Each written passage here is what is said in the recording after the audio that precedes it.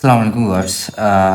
Chittagong board 2025 সালের চট্টগ্রাম বোর্ডের জ্যামিতির অংশের সম্পাদ্য অংশ থেকে আমরা সম্পূর্ণ সম্পাদ্যটি করার চেষ্টা করব।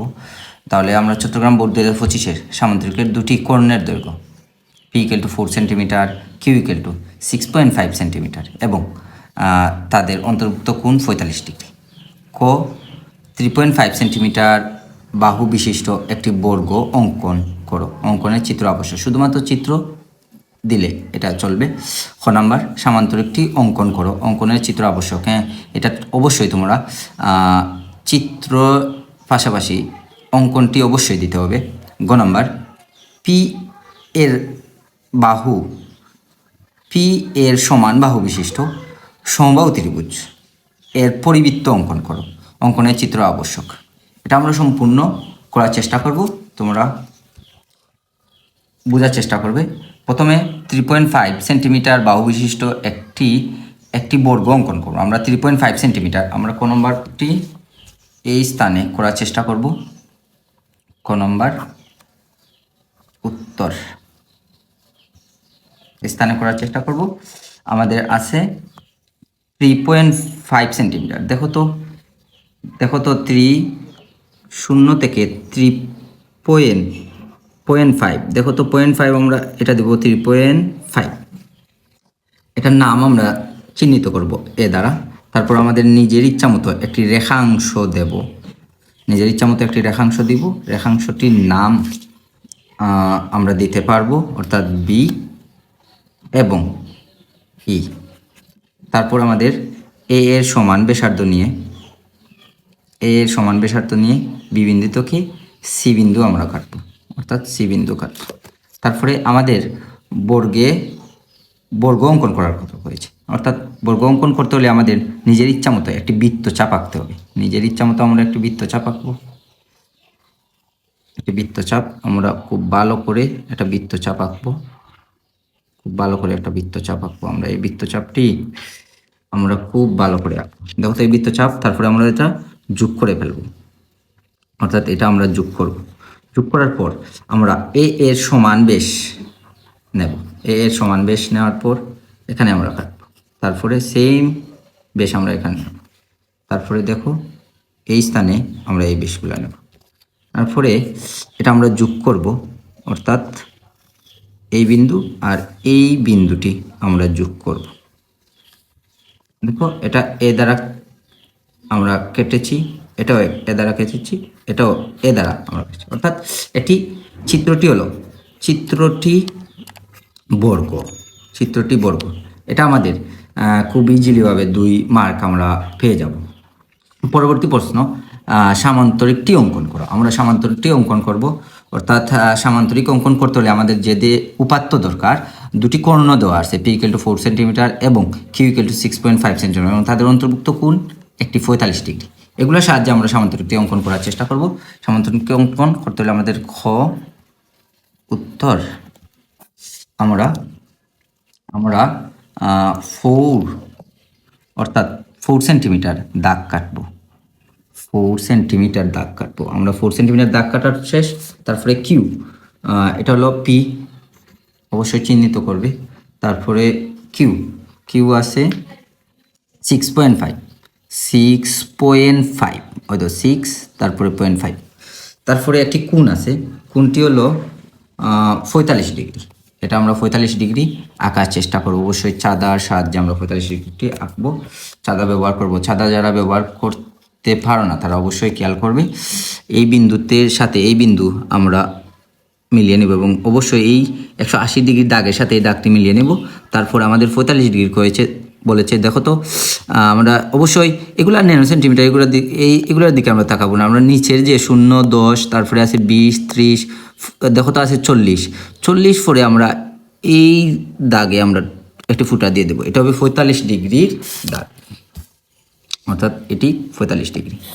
এটা 45 ডিগ্রি। অবশ্যই এটার নাম এক্স, এটার নাম হলো কিউ। তারপরে দেখো আমাদের নিজের ইচ্ছা মতো একটি রেখাংশ অঙ্কন করব। নিজের ইচ্ছা মতো একটি রেখাংশ অঙ্কন করা শেষ। রেখাংশটির নাম তোমরা দিতে পারবে বি এবং ই, বি এবং ই।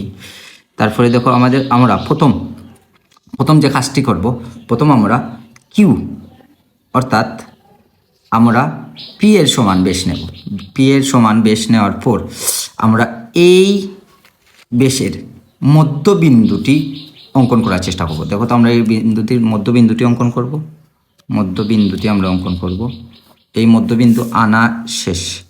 দেখো তো এই রেখাংশটির অর্থাৎ মধ্যস্থান হলো এটি। এই মধ্যস্থান বের করার নিয়ম তোমরা অবশ্যই মনে রাখবে।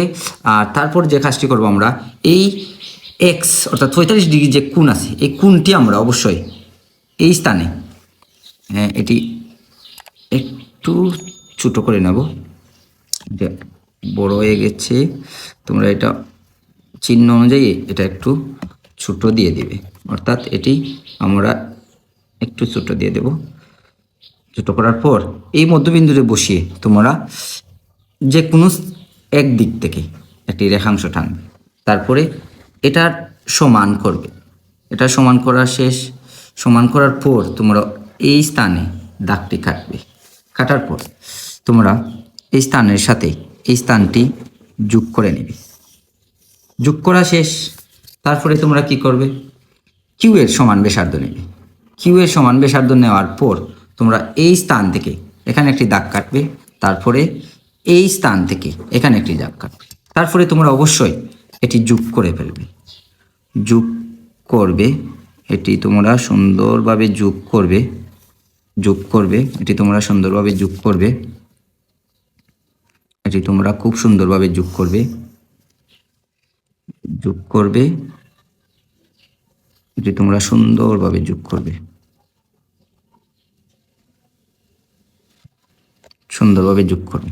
দেখো তো খুব সুন্দর একটি সামান্তরিক রয়েছে, অর্থাৎ চিত্রটি সামান্তরিক।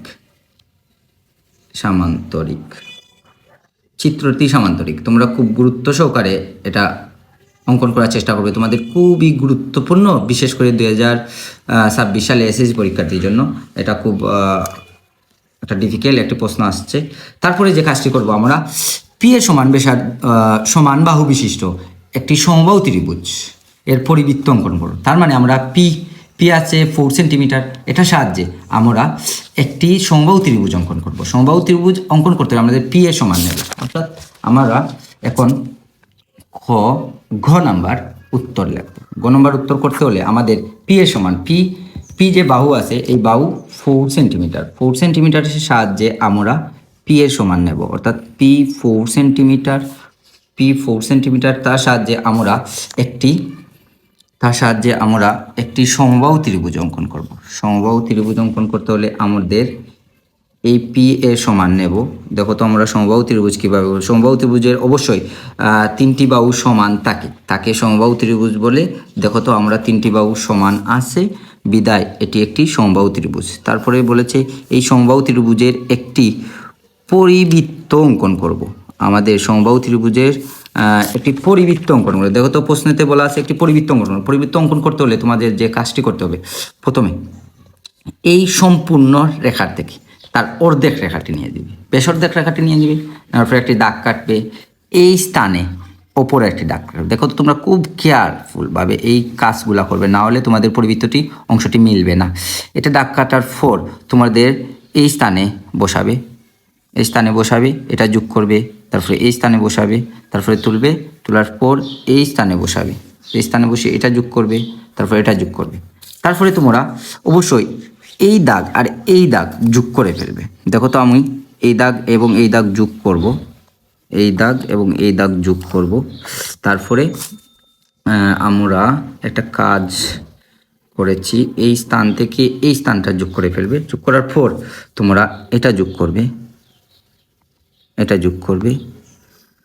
দেখো তো এই ত্রিভুজের মধ্যবিন্দু বের হয়েছে। এই ত্রিভুজের মধ্যবিন্দু এটা, তোমরা খুব ক্লিয়ারভাবে দেখো তো এটা মধ্যবিন্দু এটা। তারপরে যে কোনো একটি বিন্দু তোমরা মিলিয়ে নিবে, দেবে। দেখো তো খুব সুন্দরভাবে এই পরিবৃত্তটি 3টি ত্রিভুজের বাহুগুলো টাচ করেছে খুব সুন্দরভাবে, অর্থাৎ এটি একটি পরিবৃত্ত এবং এটি একটি খুব গুরুত্বপূর্ণ একটি পরিবৃত্ত। চিত্র পরিবৃত্ত। পরিবৃত্ত। ওকে, ধন্যবাদ, তোমরা সবাই ভালো থাকবে।